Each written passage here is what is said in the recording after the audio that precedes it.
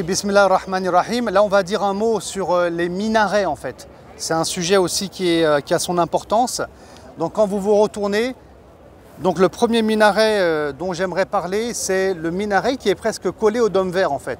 Vous avez remarqué que sur le plan architectural, il est différent des autres minarets en fait. Alors ce minaret-là, il date de l'époque des Mamelouks.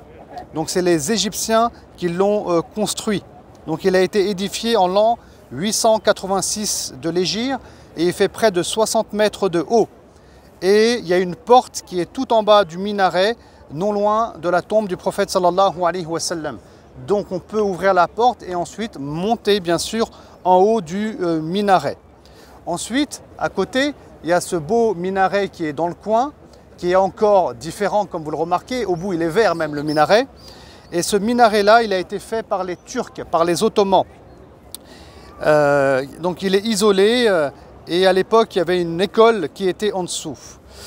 Donc ce minaret-là, il s'appelle encore Al-Sinjariya.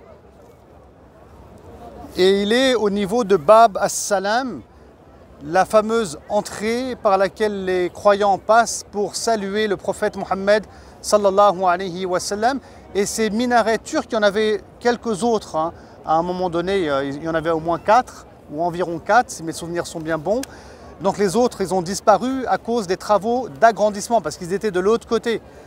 Et ensuite, tous les autres minarets que vous voyez, c'est les Saoudiens qui les ont construits suite aux travaux d'agrandissement. Et pour terminer, il est aussi important de rappeler ici que quand le prophète sallallahu alayhi wa sallam va construire lui sa mosquée, il n'y a absolument pas de minaret, il n'y a pas non plus de coupole, c'est plat, c'est quelque chose de, encore une fois, modeste, c'est quelque chose de simple.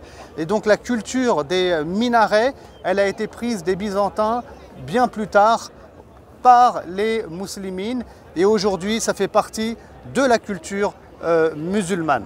Voilà.